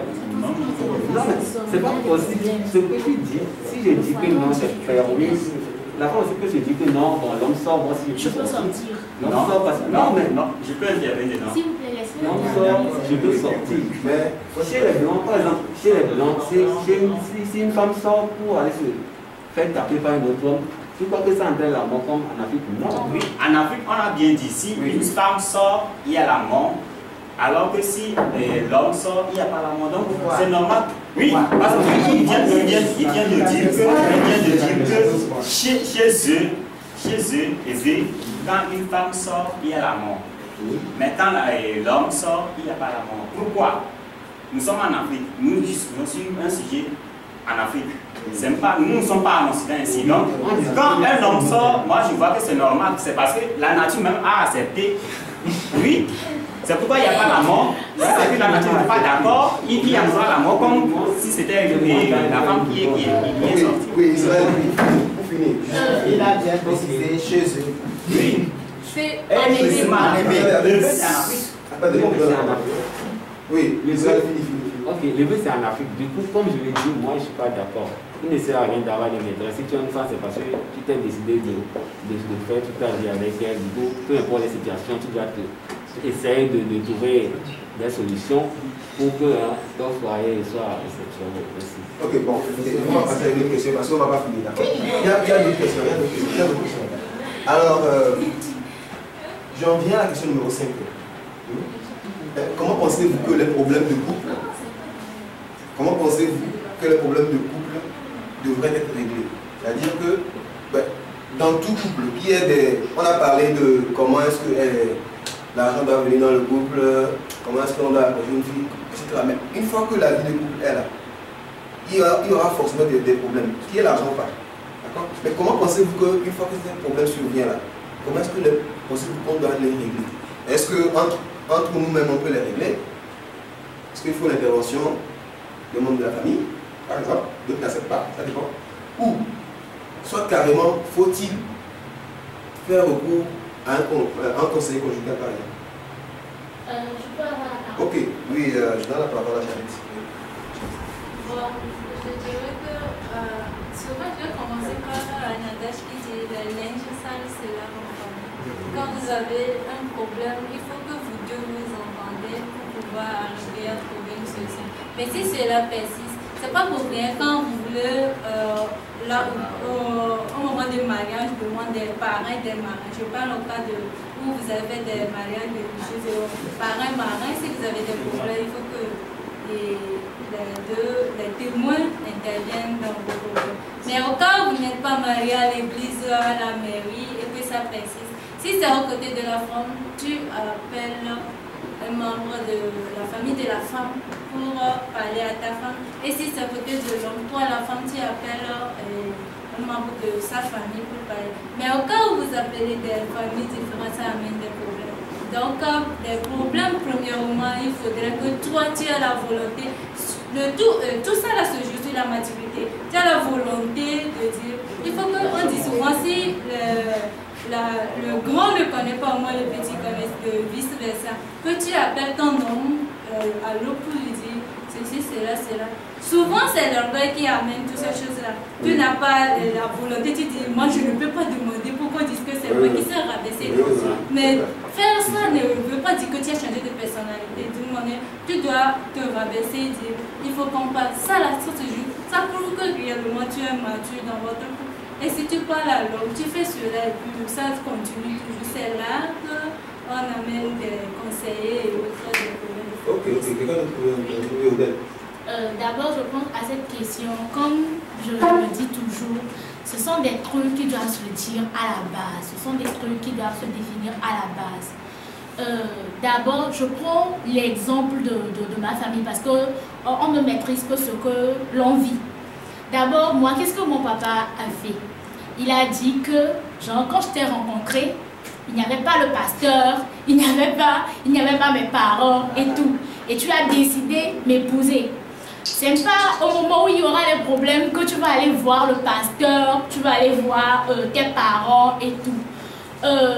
Quand vous allez vous mettre ensemble, c'est vrai, il y aura toujours des problèmes. Mais comme le dit-on souvent, c'est la communication. Avec la communication, on arrive à régler beaucoup de choses. Il faut parler. Quand un couple a un problème, il faut parler. C'est quand c'est de cas majeurs, c'est que ça dépasse. Peut-être que le bastonnage intervient. C'est là que vous pouvez faire appel aux membres de la famille, vos parents et tout. Mais allez exposer vos problèmes conjugaux, bien conjugaux, je ne sais pas trop, au dehors. ce n'est pas bien. Je ne conseille pas cela. Ok, merci beaucoup. Oui, qui de vous veut intervenir? C'est bon? C'est bon? Ok, alors, je vais passer à la question suivante. Okay? D'après vous, comment un couple devrait-il planifier la naissance des enfants? J'entends pas planifier la naissance des enfants, à la fois le nombre d'enfants qu'un couple doit avoir et aussi l'espacement entre le premier et le deuxième. D'accord? Donc, comment pensez-vous qu'un couple devrait planifier la naissance des enfants? Oui, ah, ok, d'accord. De toute façon, Mathilde. Selon moi, la planification doit se faire à la base, avant le mariage. Oui, d'accord. Mais je veux savoir, d'après vous, ce que je veux savoir, c'est combien d'enfants un couple doit avoir? D'après vous. Et quel doit être l'espacement? C'est selon les moyens financiers. Chacun a. Selon les moyens financiers de la famille. D'accord, oui. Oui, Odette, toujours oui. L'espacement des enfants, c'est quelque chose que vous deviez faire en accord. Parce que la femme peut se dire, je vais avoir 10 enfants, et l'homme peut-être, je vais avoir que 4 enfants. Mais il y a toujours une question qui revient, la responsabilité financière, comme elle l'a soulevé. Ça ne sert à rien de faire beaucoup d'enfants, or vous n'avez pas assez de moyens.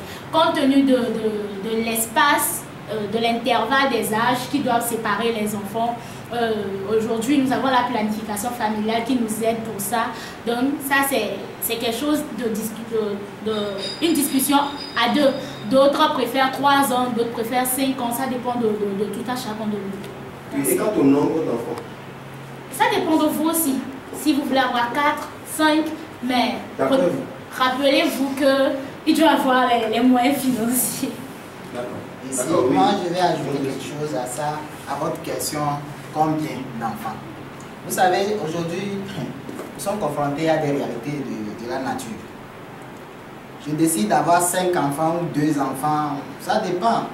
Mais si l'Éternel, Dieu ne nous donne pas, peut-être c'est dû à quelque chose qu'on n'a pas vu dès le bas âge. Voilà. Je n'ai pas d'enfants, mais je désire avoir 5 enfants. Je fais comment? C'est Dieu qui donne. Quand tu as, tu prends. Quand tu n'as pas, il faut prier, ça va bien. Donc le nombre d'enfants là, on ne choisit pas. On peut toutefois choisir, mais ça dépend de comment vous planifiez vos rapports sexuels.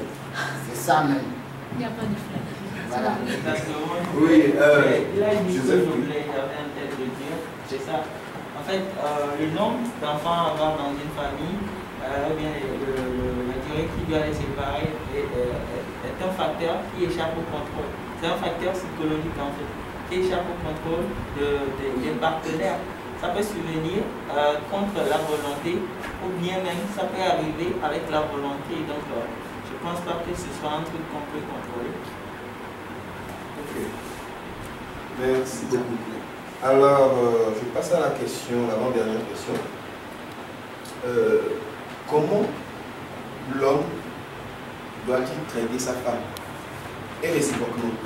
C'est-à-dire que dans la vie de couple de tous les jours, d'accord? De tous les jours, je n'ai pas dit qu'il y a un problème, je dis dans la vie de couple de tous les jours, quel est le comportement que l'homme doit adopter envers sa femme?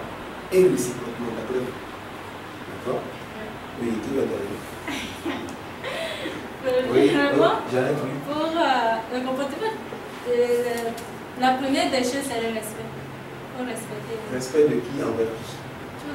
La femme doit respecter l'homme, l'homme doit respecter la femme. Mais au dehors, on dit si tu respectes ta femme ou bien ton homme au dehors, c'est de la même manière qu'on va le respecter aussi. Mais à la maison, c'est à la maison seulement tu donnes le respect, au dehors, tu parles mal de ta femme ou bien ton mari, les autres aussi vont passer toujours, même si l'homme fait quelque chose de bien ou bien la femme quelque chose de bien, on va toujours dire que la femme est ceci, cela. C'est par rapport à la façon dont tu traites ton homme ou bien ta femme au dehors que la société aussi va. Ok, merci beaucoup, Jeannette. Oui, oui, Jack. J'aimerais dire que tout cela se résume à l'humilité. C'est-à-dire, si tu es un il y a des actions que tu ne peux pas faire envers ta femme et elle aussi réciproquement. Donc, c'est une question d'humilité en fait. Je respecte ma femme, je la considère comme quelqu'un plus supérieur que moi, qui pourrait me donner des conseils, me supporter. Et c'est le même cas du côté de la femme. Je dois considérer mon mari comme mon supérieur. C'est-à-dire, je ne dois pas, si je dois m'adresser à lui bien, faire quelque chose, je dois faire preuve d'humilité. Oui, grandiose. Mais pour la question, moi je vais ajouter ceci. Le mariage, c'est un lien sacré. Avant de vous unir, c'est que ton partenaire, tu l'as choisi et tu considères ce dernier comme toi-même. Parce que si je sais que je gifle celui-ci ou celle-ci, ça va entraîner autre chose. Pardon. Supposons que est-ce que tu peux te gifler toi-même? Tu peux t'insulter toi-même? Non. Ce que tu sais que si tu te fais toi-même, ça va te faire mal. Ne fais pas à ton prochain. Je pense que le problème est résolu. Merci beaucoup. Oui, une dernière intervention. Quand je peux l'appeler un sorcier, il arrive toujours à deviner mes idées. On peut dire que le problème sera résolu si chaque partenaire considère son prochain ou bien l'autre comme son propre miroir. C'est ça. Merci beaucoup, monsieur. Ok, je pense qu'on a fait le tour. On va juste poser la dernière question. Je pense que sur cette dernière question-là, on ne pas un peu de temps. Alors, que pensez-vous? Quelqu'un a eu à parler de ça brièvement. Mais là, on va débattre clairement de la question. Que pensez-vous de l'écart d'âge dans un couple?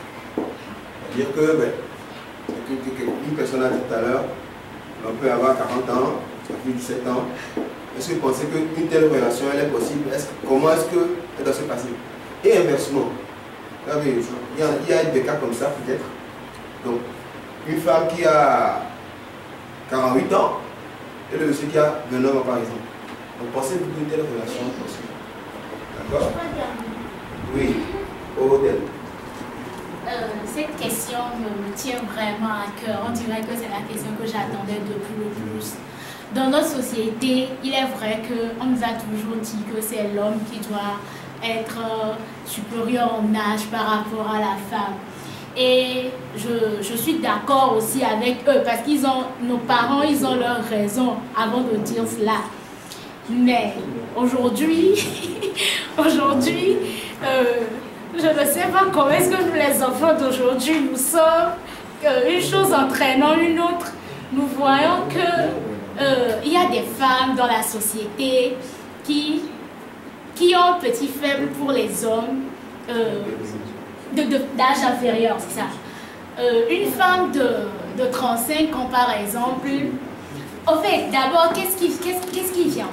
Avant que deux personnes se mettent en couple, avant qu'une femme décide de vivre avec un homme, il faudrait que cette personne trouve certaines qualités chez l'autre. C'est ainsi chez la femme que l'homme. Si une femme de 35 ans trouve ce qu'elle veut en un garçon de 29 ans, il n'y a pas de problème.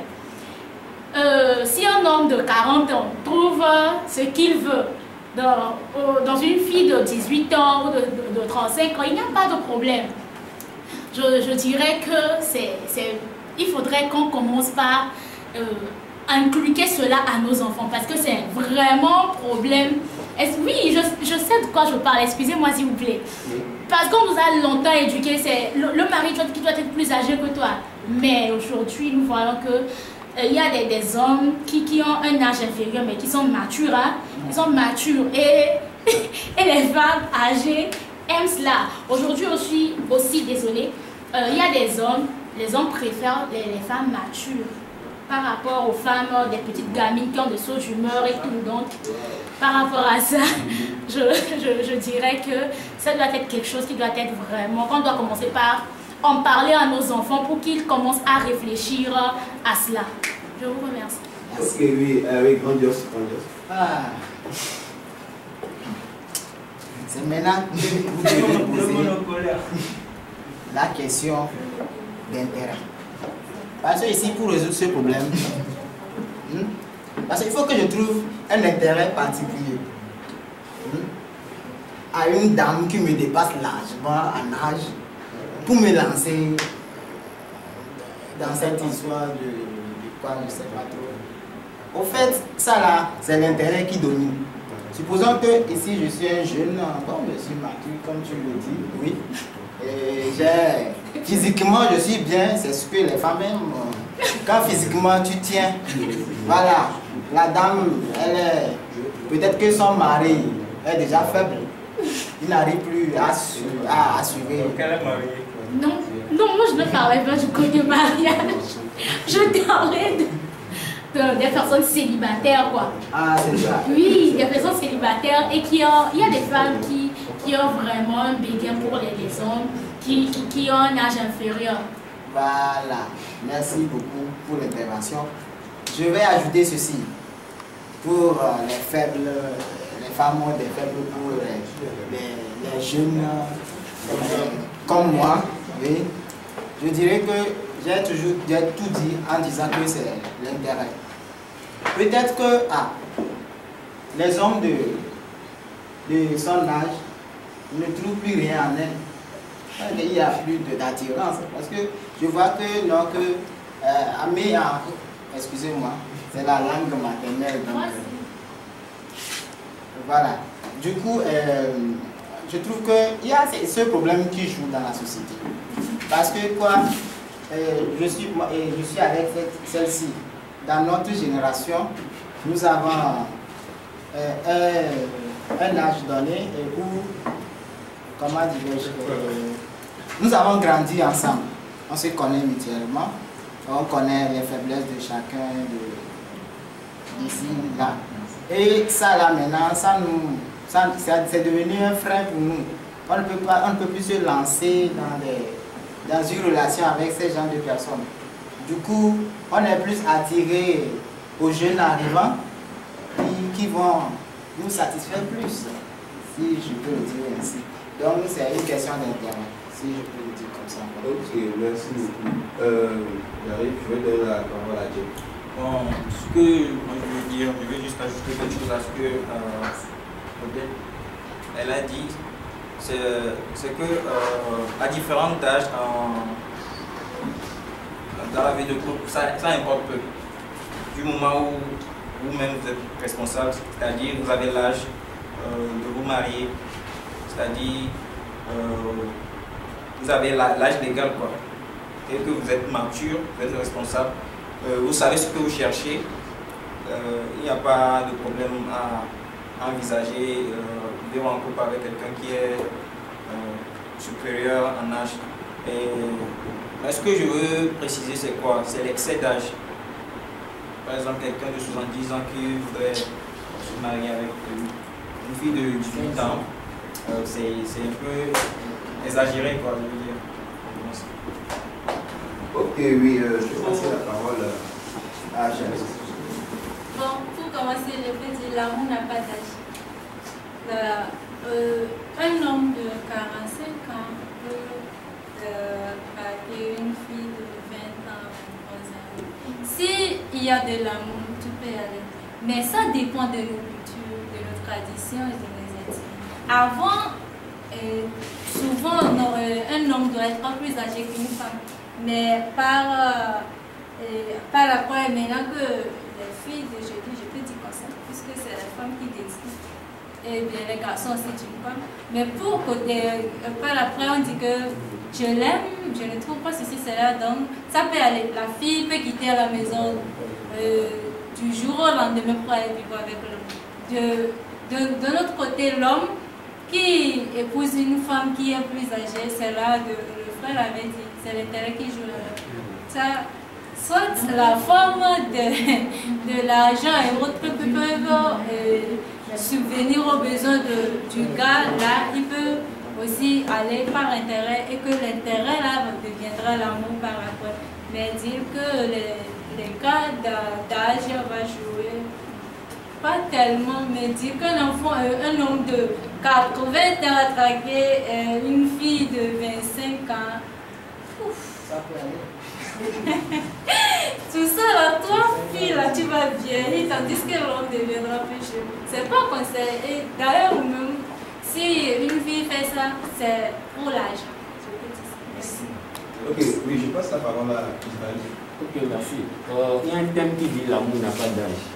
Mais l'expression là, pour l'accepter, on peut dire un garçon qui a 30 ans par exemple, qui se marie avec une femme qui a 35 ans. Là, on peut dire l'amour n'a pas d'âge. Mais une fille de 30 ans qui se marie avec peut-être un homme de 80 ans, ça c'est l'intérêt, c'est clair. Ou bien encore un garçon de 25 ans qui se permet de se marier avec une femme de 65 ans, 70 ans, mais c'est quoi? On ne peut jamais parler de l'amour là-bas. Pour couper tout, ça dépend de la différence d'âge. Avec une différence d'âge de 5 ans, ça, 3 ans, de 4 ans, il n'y a pas de mais au-delà de ça, c'est pas l'amour, c'est de l'intérêt. Je peux ajouter quelque chose.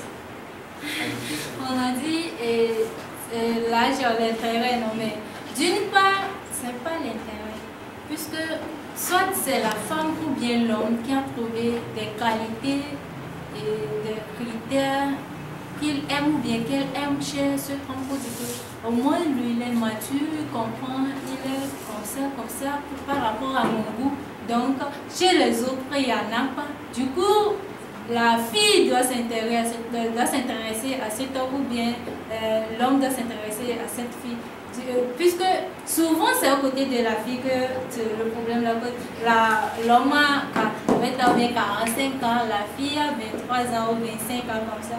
Je peux dire que quand l'homme est plus âgé, il est mature, il connaît, il sait ce qu'il cherche. Pas la fille, au moins là-bas tu es un peu à l'aise et autres, mais et par rapport de l'autre côté, je ne crois pas que c'est possible. Soit c'est pour s'amuser avec toi la fille, et autres, merci. Là, oui. Passons la parole à Grandiose, puis après. Ok. En fait, je reviens encore sur ce problème, la différence d'âge. Vous savez, nos aïeux, eux, ils ont bien réfléchi par rapport à ce fléau. C'est pour cela ils ont bien précisé dans leurs coutumes et mœurs qu'un homme peut dépasser largement sa femme. Voilà. Qu'est-ce que je veux dire par là? Ils ont constaté quoi? La femme, déjà vers 50 ans, on parlait de monopause. 45. C'est 45, je te remercie pour la précision. Voilà. Supposons que moi j'ai 25 ans. Je désire vivre avec quelqu'un pour toute ma vie. La personne a déjà 45 ans. Et combien d'enfants je désire, je reviens encore un peu plus en arrière par rapport au nombre d'enfants que je vais avoir. Je désire avoir 5 enfants avec une dame de 45 ans. Point d'interrogation. C'est possible? Je vous laisse répondre. Je continue. Et déjà, 45 à 50, déjà, c'est difficile de concevoir pour certaines femmes. C'est un fléau qu'il faut bien regarder avant de se lancer dans cette histoire. Soit tu sais que quoi, tu veux te marier simplement, juste jouir de la personne avec qui tu veux te marier et pour toute ta vie. Ou soit vous voulez fonder une famille où vous aurez des progénitures. C'est comme ça on dit ça. Voilà. Donc le mariage, au fait, l'idée du mariage, c'est de concevoir. Vous êtes d'accord avec moi? Non. Je ne suis pas d'accord. On ne se marie pas pour avoir des enfants. C'est ça. On se marie parce qu'on a trouvé la personne qui est, qu'on se dit, qui est bon pour nous, qu'on a des visions ensemble, qu'on veut cheminer ensemble. Les enfants, comme tu l'as dit, ce sont des bénédictions qui en découlent après. On ne se marie pas pour avoir des enfants. Rectification. Et s'il vous plaît, en Afrique, chez nous ici là, quand tu te maries et tu n'as pas d'enfant, on te renvoie. Donc l'objectif du mariage en Afrique, c'est premier. Ça y est, l'objectif premier, c'est avoir des enfants. Pour moi, c'est ça. Oui, non, nous sommes actuellement. Et quand il n'y a pas des enfants dans la famille, c'est problème. Il y a problème. Entre vous deux-mêmes, au foyer, c'est un problème. Oui. De la conception de tout le monde. C'est ça, moi je veux dire ainsi. Vous mariez. Quel qu'en soit le cas, s'il n'y a pas d'enfant, dans la famille, non, s'il n'y a pas d'enfant dans la famille, il y a un problème, il faut savoir. Chez nous ici, il faut laisser les blancs. Les blancs, ils sont chez eux, ils sont en Afrique ici. Ça dépend de chacun. C'est pourquoi, c'est ça même qui amène la polygamie même. C'est ça même qui amène des enfants qui amène la polygamie. Pour son idée, je suis d'accord. Je ne pense pas se marier pour avoir d'enfants. Pourquoi? Parce que la maman va dire je vais avoir des petites filles, des petites filles et des petits-fils. Et soit l'homme dit quand je vais mourir, qui va hériter de mes biens? Donc pour ça, immédiatement quand un homme dit je vais me marier, c'est pour avoir d'enfants. Si l'homme, des fois pour faire le mariage, l'homme dit je suis prêt pour prendre en charge mes enfants, pour ça il se marie. Aucun contexte, s'il n'est pas prêt pour prendre en charge ses enfants, il ne se marie pas. Il y a des hommes. S'il vous plaît, est-ce que je peux vous poser une question? Par rapport à ce que vous venez de dire, ça voudrait dire immédiatement que vous vous mariez par rapport au sexe. Vous êtes d'accord avec ça? Marier par rapport au sexe. Parce que vous avez envie de faire le sexe pour vous marier. Si le sexe, on ne veut pas dire avoir d'enfants. Tu sais ça? Oui. Mais donc, quand vous faites le sexe, c'est pas les enfants Non, ce qui veut dire qu'à chaque fois qu'on fait le sexe, on doit avoir enfant. Non. Tu vois, on fait le sexe pas le plaisir. C'est pour ça même il y a des garçons qui font des filles, ils ont plusieurs copines pour avoir des choses. Donc dire que un homme, le mariage, se marier et ne pas avoir d'enfant, moi je suis pas d'accord. Si en Afrique précisément, quand on veut se marier, l'objectif principal c'est d'avoir un enfant qui va hériter de mes biens et ma maman va avoir des petits filles. Soit ou bien tu passes, on va dire tu es stérile, cet homme n'a pas de... La maman va dire, il ne faut pas que les gens m'insultent que mon enfant n'accouche pas ceci, cela. L'objectif principal, je veux avoir d'enfants qui va hériter de mes biens et que ma famille continue par... Je vais vous donner un exemple. Ok, attendez. On passe la parole à Dieu. Attendez, je n'ai pas encore fini. Souvent nous pensons, quand nous voulons agir, bien faire quelque chose, nous pensons premièrement à ce que vont dire les gens. Ça, c'est pas normal. Ok. C'est pas normal. Bon, une précision. Le but premier du mariage, c'est pouvoir avoir un second bien, un conjoint. Le but premier, c'est ça. Secondaire, c'est quoi? Avoir des enfants. Ça peut être possible ou pas. Déjà, ok, attendez. Je passe la parole à Joseph. Moi, je sais juste pour donner un résumé général et en particulier à cette question. Donc, moi, je dirais que nous sommes arrivés à une ère où les réactions, comment je dirais, les comportements humains connaissent des développements comme il n'y en a jamais eu. Et donc, il faut que les attitudes et les comportements humains changent pour s'adapter aux réalités du siècle, afin que nous puissions tous atteindre cet épanouissement. Ok. Merci beaucoup. Je vais donner la parole à André. Je pense que André. Ils ont déjà donné ma réponse. Ok, oui. Voilà. Je reviens toujours. Merci pour votre contribution. Ça m'a plu de votre réaction. Vas-y. Ok.